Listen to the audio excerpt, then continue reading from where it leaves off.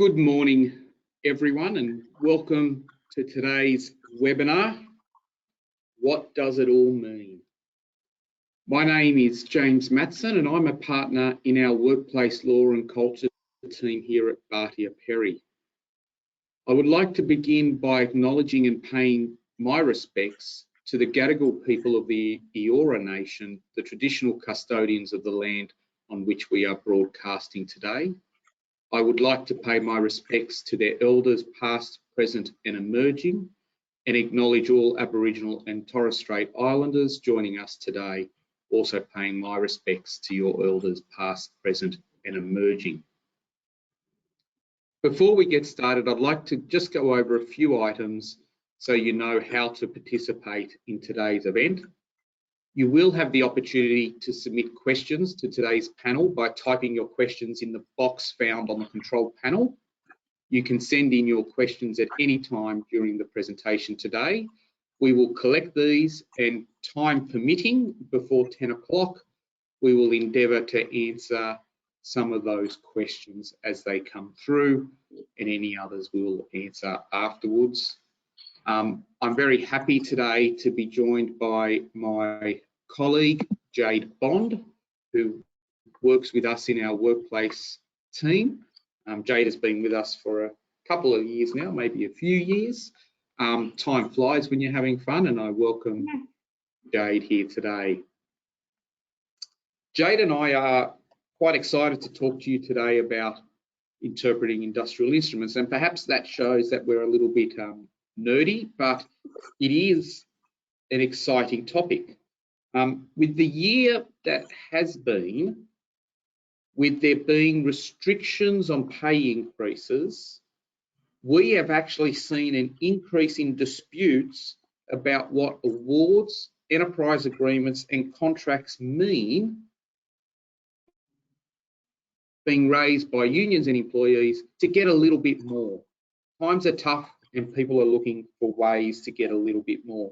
So we thought today would be a good idea to talk about some of the basics when it comes to how you go about interpreting what it all means.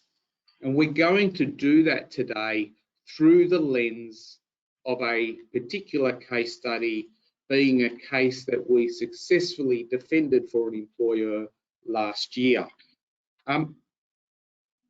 I want to begin by talking about what it's like to interpret an industrial instrument. Now, we are all going to remember these from our childhood.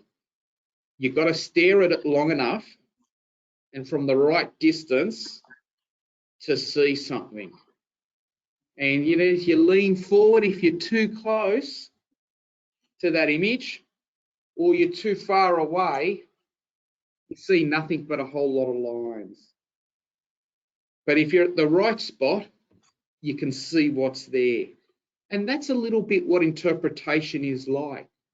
If you look too closely, you are really limiting what you need to think about. You're really limiting what you need to take on board to work out exactly what it all means. And if you look too far back, you're going to miss some of the important detail. And it's going to lead to you forming a view about what something means, which may not be correct. But sometimes when you're in the right position, what you see is that panda. And I acknowledge that interpretation, sometimes it is in the eye of the beholder. Sometimes it is in the eye of a commissioner, a judge, or a panel of judges that make a particular decision on a matter of interpretation that can go either way. And sometimes cases can turn on the smallest of matters. I'm not at all going to suggest interpretation is easy, but it's important that we understand some of the basics to make sure we get it right. Because history tells us that sometimes it's the smallest things that can make a difference. Isn't that right, Jade? It is. Actually, commas can mean the difference between life and death. And I really do mean that. And Sir Roger Casement is the perfect example of this. So Sir Casement is a bit of an interesting figure. He was a British public servant and diplomat and served overseas for about 20 years. In 1912, he returned back to Ireland and became quite dissatisfied with the British rule and British realm and reign, and he became quite involved in the Irish nationalist movement. He eventually left the UK and went to America, to New York, so it's kind of a precursor to Harry and Meghan, and then eventually on to Germany. And while he was overseas, he was writing and publishing against the Crown, but also actively trying to recruit Irish nationalists to come back and fight for the nationalist cause. He did a lot of work recruiting for the Easter Uprising in 1916 and the cause in general. Now, Sir Casement returned to Ireland just a couple of days before the Easter Uprising in 1916 and was arrested almost immediately on setting foot on British soil. And he was charged with sabotage, high treason, and espionage. Now, the issue arose at Sir Casement's trial because a lot of his crimes, in fact, all of them, had been carried out overseas, primarily in Germany.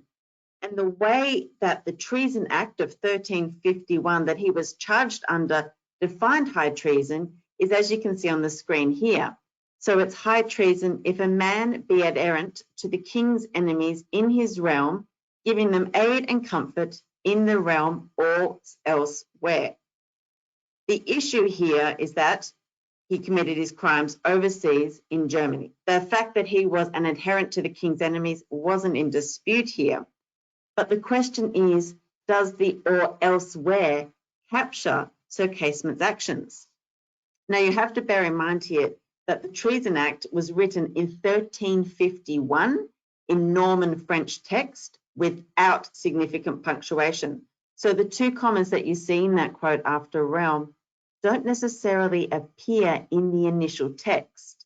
And on top of that, it was well known that the placement of those commas and throughout the Act itself varied in reproductions, in later enactments. So there was a lot of uncertainty about what or elsewhere actually applied to. So in his judgment, Chief Justice Lord Reading stated, and forgive me for reading, "We must construe those words, now some 560 years old, without reference to commas or brackets, but merely looking to the language." He concluded that giving them aid and comfort should be read as in a parenthesis, and the crime itself is to be an adherent to the king's enemies in his realm or elsewhere, and Sir Casement was found guilty. On appeal, Sir Casement's solicitor argued that crimes should not depend on the significance of breaks or of commas, and apparently two of the appeal judges actually went to the Record Office to inspect the original Norman French text itself, and they couldn't figure out if it was a comma, an ink blot, a crease, or just a mark on the page. However, ultimately, the appeal was dismissed and Sir Casement was hung. Thankfully, commas no longer hang people, but they can cost companies millions of dollars. And there have been several cases that have involved this aspect recently, but one of my favourite ones is actually involving Oakhurst Dairy. Now, Oakhurst Dairy is a dairy located in Maine on the east coast of the United States of America. As you'd expect from a dairy, they take raw milk, they process it and turn it into a variety of items such as milk, butter, cheese, cottage cheese, and a few other products as well. They then deliver it to stores for sale. So, a standard dairy production. However, in 2014, 75 delivery truck drivers made a claim for overtime for which they had never been paid. A district court in Maine ruled that the drivers weren't actually entitled to overtime pay because of a piece of state legislation which exempted them, which you can see on the screen here. So the legislation provides that overtime is not to be paid to workers involved in the canning, processing, preserving, freezing, drying, marketing, storing, packing for shipment or distribution of agricultural produce, meat and fish products, or perishable foods. So clearly the product itself, it falls into the category of perishable foods at the very least. But the issue here is the highlighted or. The drivers were just that, drivers. They drove the delivery trucks. They weren't involved in packing the actual trucks or packing for shipment. They merely drove the products to their final destination. So in other words, they were only involved in the distribution. So is that exempt from overtime? Is packing for shipment or distribution as a whole exempt from overtime regulations? Or are both packing for shipment and distribution exempt? Now, as we previously mentioned, the District Court basically read a comma in after shipment and said that the drivers were exempt from overtime. On appeal, Federal Circuit Court Judge David Barron held that we conclude the exemption scope is actually not so clear in this regard. And because under Maine law, ambiguities in the state's wage and hour laws must be construed liberally in order to accomplish their remedial purpose, we adopt the driver's narrower reading of the exemption. In other words, the drivers were entitled to overtime.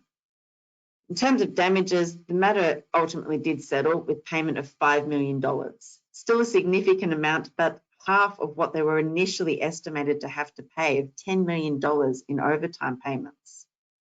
So both of these examples are in other jurisdictions, but as James mentioned, we're going to have a look at a case that we did last year. So James, what can you tell us about this particular case study that we're looking at today? Thanks, Jade. And they're really two good examples where some of the things that employers do worry about construing things liberally, about giving regard to the beneficial purpose, certainly does worry employers when looking at interpreting what something means. And they're really good examples of how something so simple like a missing comma can make a difference. Now, the case that we represented Sunset Power in, both before Deputy President Cross and then before the full bench of the Fair Work Commission, is a good case because it shows many of the issues we need to discuss today. And it's a rather simple dispute. It concerned this clause, clause 17.5 of an enterprise agreement. If an employee takes a period of paid annual leave, the employer must pay the employee at the employee's full rate of pay for the employee's ordinary hours of work in that period.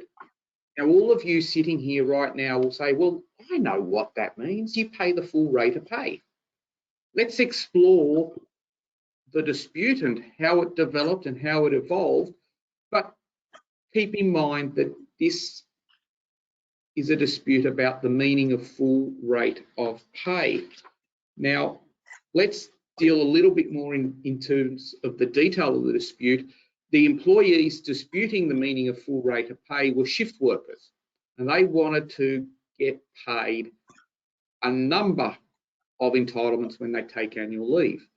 Because when they worked, when they performed their shift work, what they were paid in addition to their base hourly rate of pay was a shift allowance. They got paid a shift penalty. They got paid a roster loading, and they got paid specific allowances as well. But when they took leave, Delta only paid the roster loading and specific allowances. And the question was, by not paying the shift allowance and the shift penalty, was Delta paying annual leave at the full rate of pay?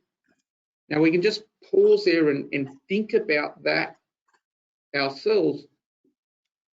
Do we think by not paying the shift allowance and shift penalty, Delta was paying the full rate of pay? Now, we're going to analyse that question as the courts do, as you should do when you interpret. And Jay, you're going to take us on that first step of the journey in how we analyse this. Yes, indeed. And thankfully, the first step is the easiest and possibly also the hardest as well. In the beginning, the very, very first point is always to look at the ordinary and grammatical meaning of the words themselves. That is always our starting point here. What do the words mean? So what does full rate of pay mean individually? So attention must always be given to the meaning and effect of the words as they appear on the plain and ordinary meaning. And when we say ordinary meaning, we really do mean ordinary meaning. So we're not able to attach some meaning to a provision that the words themselves cannot actually support. Whatever words are in that clause must be able to support the effect that you are trying to argue that that provision or that clause actually has. But at the same time, don't assume that a formal dictionary has somehow been read in or become part of your award or your agreement. Language is constantly evolving and changing. We see new words being added every year, and it's not restricted to a formal definition in a dictionary. Most people don't write with a dictionary beside them. To be honest, I did for this particular presentation, but that's beside the point. We don't check the meaning of every single word. Finally, just as a general principle of interpretation, all words, sentences, provisions, and clauses need to be given some meaning and some effect.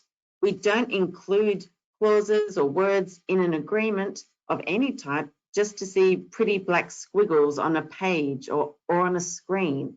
They're there because they have meaning and they are important. They're trying to convey something, a right, a restriction. Don't skip over them. Don't gloss over them. Don't think, we've dealt with that elsewhere. Dig into them and see what do they actually mean and give every word a meaning. And I really do mean every single word. If you ever need any proof that every single word, even those tiny little 1 and 2 letter words, 3 letter words have meaning, and it's an important meaning, look no further than the 42nd President of the United States of America, William Jefferson Clinton. Now, if you're around James and our age, and no, I'm not telling you how old that is, you will likely remember the Clinton-Lewinsky scandal that dominated the end of the 1990s. In a nutshell, President Clinton had a sexual relationship with Ms. Lewinsky while he was president and she was working in the White House. When he was asked about this relationship, President Clinton replied, "There is no improper relationship." 5 words, 5 very simple words. Of course, that later came out to not be entirely accurate, or in fact accurate at all. President Clinton was impeached, and when he was asked about that response, so there is no improper relationship, in front of the grand jury, President Clinton said, and I quote, "It depends on what the meaning of the word is. He went on to state, if it means there is none, that was a completely true statement. Now, if someone had asked me on that day, are you having any kind of sexual relations with Ms. Lewinsky, that is, asked me a question in the present tense, I would have said no, and it would have been completely true. So this is proof of 2 very important things for you to keep in mind. First of all, words matter, even those small ones that we may say or write without thinking or really paying too much attention to. And secondly, lawyers will argue about anything, even the meaning of the word is. So James, going back to our case study, what did the Fair Work Commission have to say about those simple words, full rate of pay? Thanks, Jade. Well, certainly you're right. The lawyers argue about everything. So let's begin about what the union argued. The union argued quite simply that full rate of pay means full rate of pay. quite a very simple, basic argument, and perhaps one that might attract a bit of sympathy. And for the unions, that was really the start and the end of the argument. In support of that argument, they said, well, you look at what the legislation under which the EA was made says full rate of pay includes. And the definition in the Fair Work Act said full rate of pay includes all of the following. And it includes all monetary allowances, overtime or penalty rates, and any other separately identifiable amounts. And the union said, well, that must include everything: the shift allowance, the shift penalty, the roster loading, and any specific allowances that are payable. Delta, on the other hand, said, well, we have a different view. You've actually got to look a little bit deeper to work out that full rate of pay actually means less than the full rate of pay. And what Delta said is you've got to look at the actual language used, you've got to look at the entire EA, and let's look at the history. Let's look at the fact we've always paid annual leave that way for 30 years and no one ever complained that they only got the roster loading and specific allowances. And then Delta also said, and we thought this was all agreed as part of resolving past industrial disputes. And when you put all of that together, so in other words, we're not doing what the union doing, which is looking really close to that 3D image. Delta said when you look really back, you can see something a bit different. So the commission began by saying, okay, well, what's the ordinary meaning of full rate of pay? Well, you could say it means a person's full pay. But the full bench said that we accept the argument put on behalf of Delta that you take that meaning at face value. That's not the end of the issue. It's merely where you start as part of your analysis. So in other words, don't look too closely, but yes, okay, full rate of pay means a person's full pay. Then you've got to ask yourself, can that meaning apply? Can that meaning apply in the context of this agreement? So then, and what Jade said is before, as part of determining the ordinary meaning, you need to look at the full words in the clause. So the enterprise agreement didn't say pay annual leave at full pay. It actually said that you pay it at the full rate of pay for the employee's ordinary hours of work. So you think about that and you say, well, full rate of pay in the Fair Work Act includes overtime payments, and overtime payments don't relate to ordinary hours of work. So maybe full rate of pay means something different. You have a look at the instrument and you go, well, that's not defined by the parties. So the parties haven't given that a particular meaning, and it doesn't seem to accord with the Fair Work Act. And then being curious, looking at the agreement, looked at other leave provisions to see if there's any consistency there or any hints. And what one saw when you looked at the enterprise agreement, and this is very common when you have, can I say, enterprise agreements or awards that are iterations of the previous agreement and the one before that and the one before that, where all leave entitlements were described in different ways. So long service leave would be paid at the appointed rate of pay, personal carers leave or sick leave at the base rate, compassionate leave at the full rate. And the full bench said it's just actually hard to say what exists here is only the ordinary meaning. So once you've had a look and you said, okay, well, the ordinary meaning could mean that, but not obvious that it applies here, you then need to take some more analysis to work out what is the meaning. So Jade, I think now this is where we really start talking about the overriding approach to dealing with the process of construction and what the High Court has said on a number of occasions, and what both federal and state tribunals say is it begins with the ordinary meaning of the words, but you've got to have regard to the context and purpose. You've got to have regard to the words in context. You can't look at them in a vacuum, and that's quite critical. So Jade, what's the context we need to look at when we're interpreting something? Well, I'm actually going to give you that super annoying lawyer answer and say that it will depend on the facts of each situation. It will vary depending on what's in play. However, we've put 5 general principles up here on the screen that we're going to have a bit of a talk through that really applied in Delta itself and tend to come up a fair bit. The first one here is this concept of whole agreement, and it's something that, James, you've touched on already a little bit here. But if we've got a clause or even part of a clause that is in dispute, we need to start off by looking at the clause in terms of how does it fit in this entire picture itself. Let's step back with our magic eye and look at the whole thing, get away from those squiggles. So first off, look at the position of the clause in the dispute. Is it, for example, in a part of an agreement that deals with or is talking about entitlements for a particular type of employee, maybe casuals or shift workers? Is the same subject matter covered anywhere else in the agreement? So do we talk about full rate of pay in other places? How is it applied there? And does the interpretation of the clause in question cause any sort of contradictions with any other clauses or any sort of absurd results?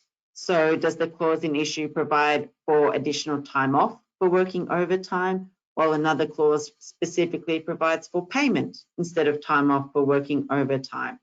How do they work together? And just remember, don't try and render any other terms or clauses superfluous or meaningless.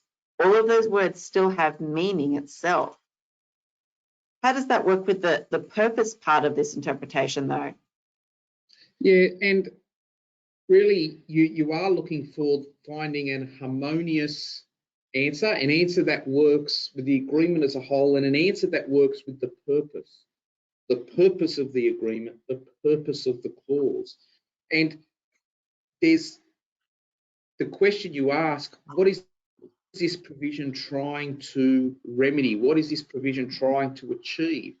And a real classic example of that is the old and often cited High Court case of Amcor, when they were trying to work out what was the purpose of a redundancy provision, which perhaps suggested that if you move from one company to another as part of a corporate restructure, that then you're entitled to a windfall of redundancy payments, which is what the full court found at first instance. But the High Court said, well, we're going to look at the purpose of a redundancy provision, and the purpose is to provide compensation when you lose your job.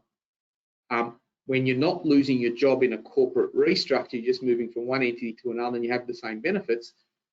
And harmonious interpretation of the provision would be to not give the redundancy entitlements in that circumstance. And the High Court had regard to that purpose.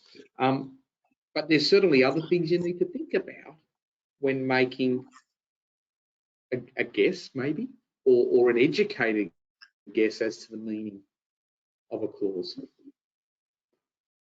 True, and one of those is the legislation. You did mention before that agreements, awards, and even contracts, they don't exist in a vacuum.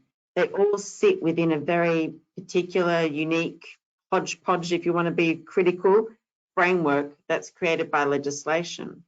And you mentioned the Amcor case, and we are going to mention that a lot today, but in that same case, Justice Kirby also said that it's permissible to consider this framework. He actually said that certified agreements derive their binding force from the Act. So as such, it's useful to consider the principal object of the Act in light of the result of this case. And if at all possible, the court is going to try and construe any clauses that are in dispute in line with that object itself. So as for determining the purpose of a piece of legislation, though, this doesn't mean that we have to do some sort of crazy digging exercise to figure out some subjective purpose that the writers may have had in mind at the time of drafting. It's still a statutory text and statutory interpretation process. So Chief Justice French and Justice Hayne in another High Court matter actually said that the purpose of a statute resides in its text and structure. So we're not looking to do a deep dive into some subjective intention that the legislation had in mind or the framers had in mind. Now we'll get to industrial history and objective evidence in just a few moments when it comes to Delta, but it's worthy just to pause here. And James, how did the Commission approach these three, so whole agreement, purpose and legislation, in the Delta case? Because I know there were some arguments on all three of these. That's absolutely right. And one could see from the beginning that the union was really jumping on the Fair Work Act and relying on AMCOR to say, well, the Fair Work Act defines full rate of pay and the instrument was made under that, so it must mean that. And of course you have regard to it, but the agreement as a whole, you've got to look at it and say, well, was it really adopting the legislative standard or was it doing something different?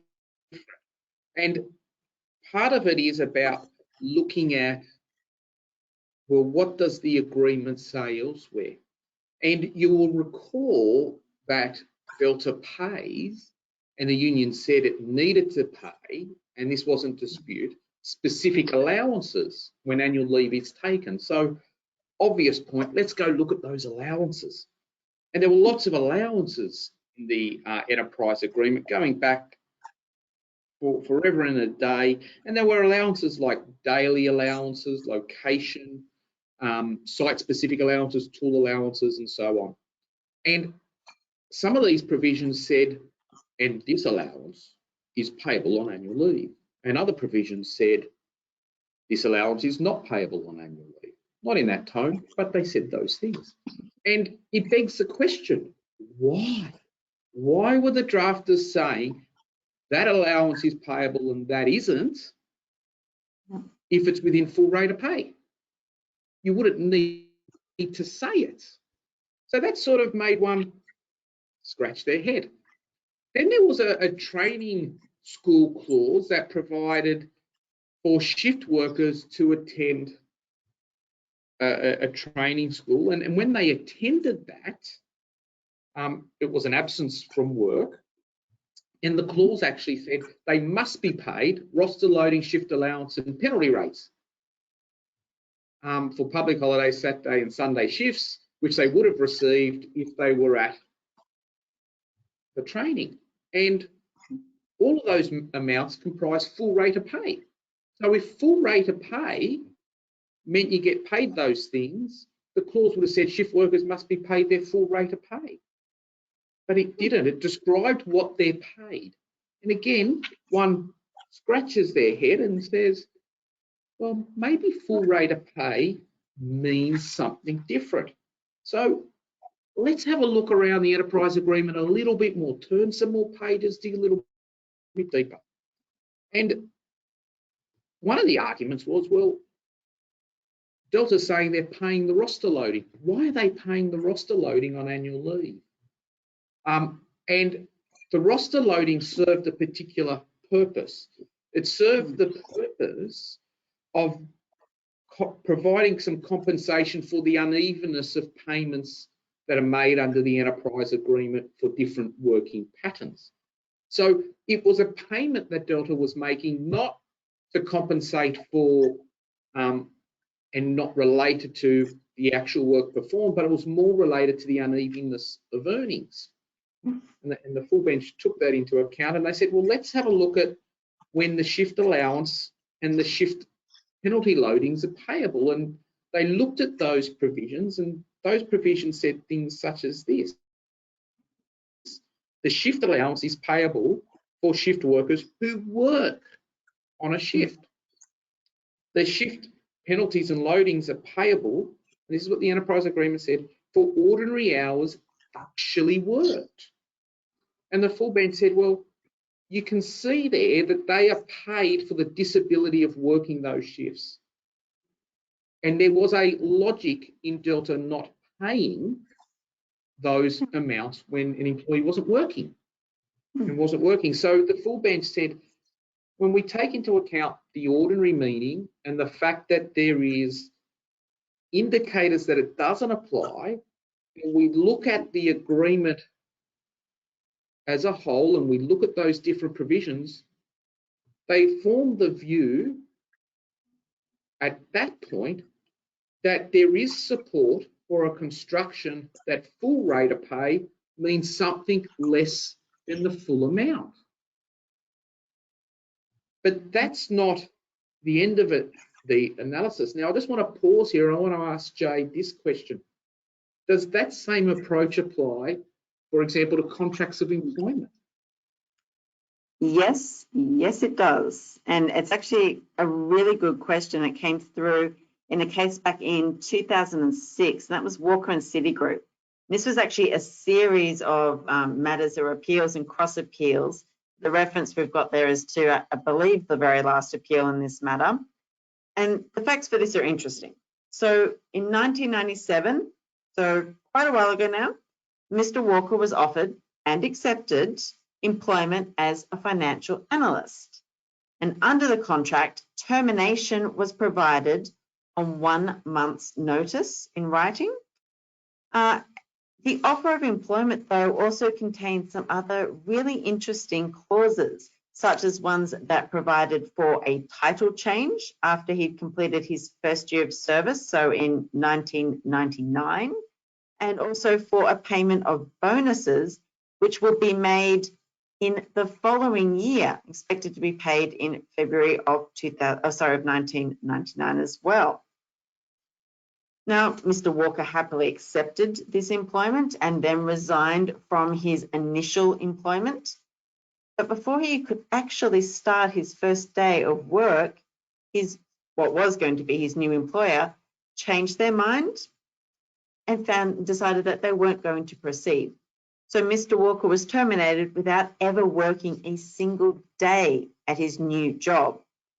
Now, in the first instance, the trial judge determined that damages of 1 month's salary would have been sufficient. So the termination clause, the notice period, that's what they relied on. However, on appeal, the full federal court took a different approach.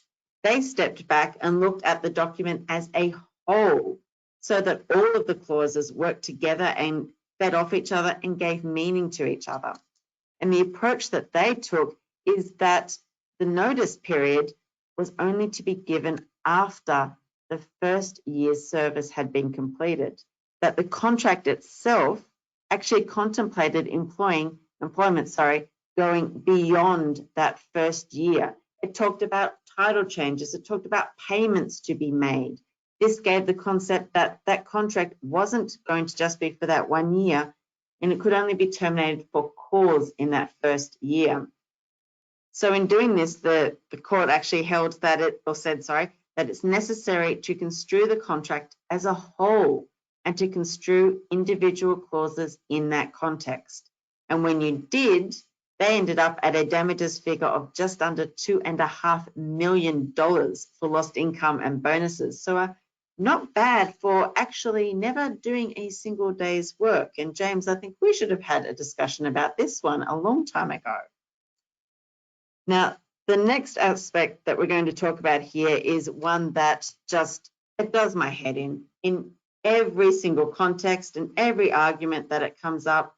And it's this old chestnut, but we've always done it this way. It's tradition, it's history. That's how it's done. The courts and the commissions have been crystal clear on this. They don't want to have a bar of this argument at all. So a decision made back in 1976 in the full court of the Australian Industrial Court, rejected the tendering of evidence about the conduct of parties after an agreement had been made. The decision has been repeatedly accepted and applied, including by the High Court itself. Most recently, the full bench of the New South Wales Industrial Relations Commission confirmed that evidence of conduct after an agreement or an award has been made is inadmissible, saying that it's clear from the authorities that whilst it is permissible to have regard to the surrounding circumstances in construing a written document, it's impermissible to consider evidence of user. Or to put it another way, subsequent conduct is not relevant to interpreting a written document. And that's because the task of the court or tribunal itself is to interpret the meaning of that written provision itself in accordance with all these standard principles of interpretation that we're talking through today. It's not based on parties' conduct. Never mind the fact that while we may have always been doing it, sadly, we may have always been just a little bit wrong. Now, it may be possible to have an argument about ongoing custom or practice forming part of it. That will depend on the circumstances that we're talking about, but it's not evidence necessarily of how the provision should operate. Now, James, you mentioned before about industrial history, and I'm not saying that industrial history should be ignored completely or that all history is useless here. Industrial history can be very useful. For example, was the term that's now in dispute ever raised or considered in any other industrial dispute or industrial disagreement? Did we come to some sort of agreement about it at that stage? Did we all agree that that's how it operates? But we're going to argue about this other thing over here, perhaps. It can also include past iterations of the award or the agreement. Has the clause in question changed over time? Is it a new addition? What happened to cause that clause to come in? What were we trying to address at the time? And finally, the other point that I'd just like to also touch on here is that objective facts need to be considered. And as I mentioned before, going back to AMCOR again, it is a very useful case for this particular subject. Again, Justice Kirby highlighted that objective facts may be very useful, but these objective facts, when we talk about them, include things such as evidence of prior negotiations, and I love this one, notorious facts of which knowledge is to be presumed, and also evidence of matters in common contemplation or a common assumption. So what counts as these? Well, in this case, we're talking about things such as what evidence do you have that you discussed a particular phrase during negotiations and reached an agreement? Was there a coming together of the minds? Did everybody agree that full rate of pay, for example, meant a certain thing? So James, I know that this came up in Delta. How did the Commission handle it?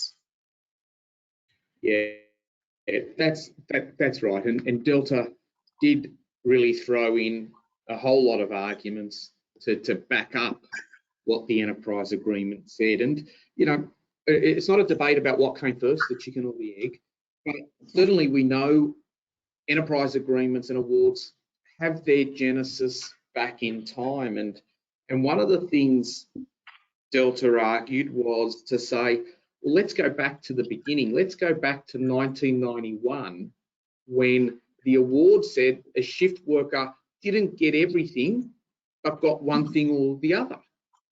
And that's the way we always did it, Delta argued. And Delta said, when you go to the next award in line, you see it's the same thing, that you don't get everything, you get one or the other. And then we can see, as part of stepping out of the award language and moving towards enterprise agreements, that in 1997 and every agreement afterwards, Delta described the payment of annual leave as just full pay. Unhelpful language, but Delta said everyone understood what that meant.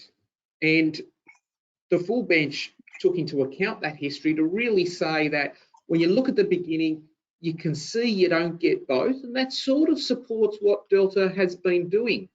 But we've got to work out, again, what full pay means. Now, on the point about Delta then saying, well, it means what we were doing for 30 years, and this is the way we were paying, the full bench said, well, we're not going to consider that, because that really doesn't show a consensus or a meeting of the minds as to what full pay means.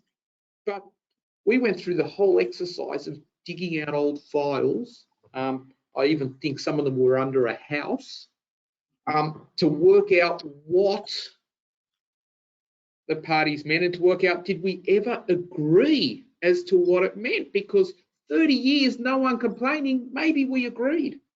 And we found two documents that were created for some shift workers that wanted an annualized salary. And there was one document in 2000 which calculated this is how we work out your annual salary. And when it came to working out what the annual leave value was, it was only calculated on the roster loading, not the other amounts. He said, this is gold. Look at this. This is that gold nugget every employer and employer lawyer looks for. And we also found this similar calculation from 2013 when we were before the New South Wales Commission in an industrial dispute. And the consensus in the meeting of mind is a hard test to meet. And because the 2000 document wasn't accompanied by an email or a letter that said, yes, we agree with those calculations, the evidence was that we had this document. But the 2013 document, we had evidence that it was given to the Commission, that it was in discussion with the Commission members, and it settled the dispute. And the parties adopted the loading for an annualised salary based on that calculation. And the full bench said, well, that is far better evidence of a meeting of the minds. And the full bench said, we can take that into account. So at the moment, we're at the stage, we've gone through the ordinary meaning, we've looked at the other terms, we've looked at the industrial history, we've found some meeting of the minds, and it's all looking like full rate of pay means half rate of pay. Geez, that sounds unfair, Jade. Can that be? It does sound wildly unfair, and guess what? Too bad. Fairness has absolutely no role to play in interpretation.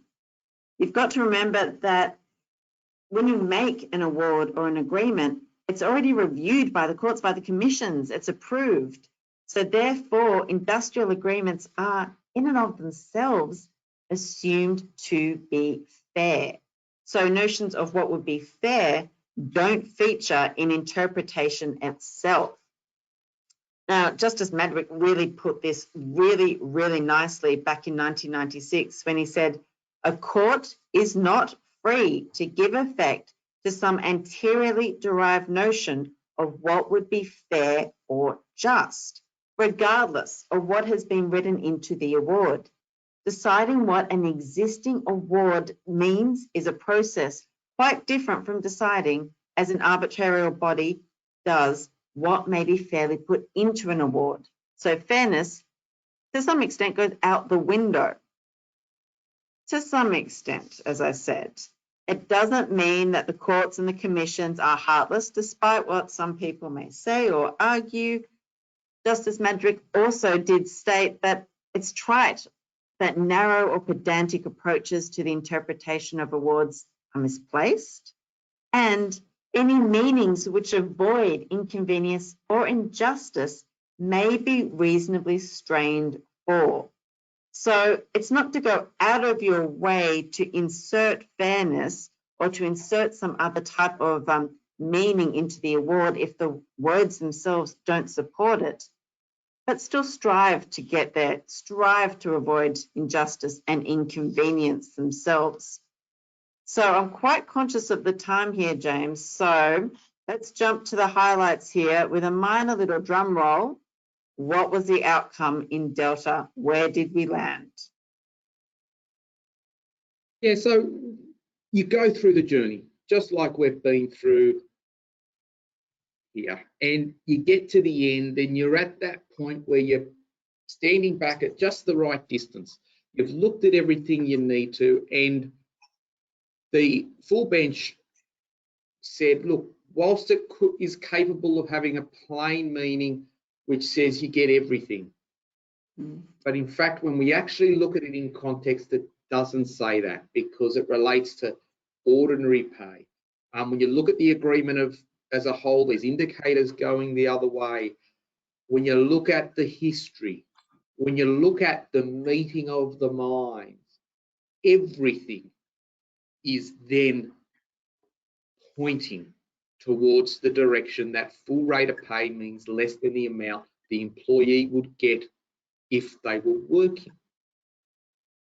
And that is a good example of, yes, it's the ordinary meaning of the words in context. And in context, it wasn't what it first appears.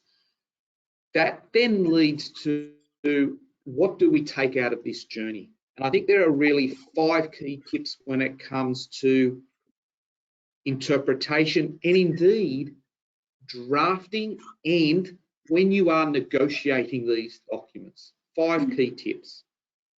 I think you've got to pay attention to grammar and punctuation.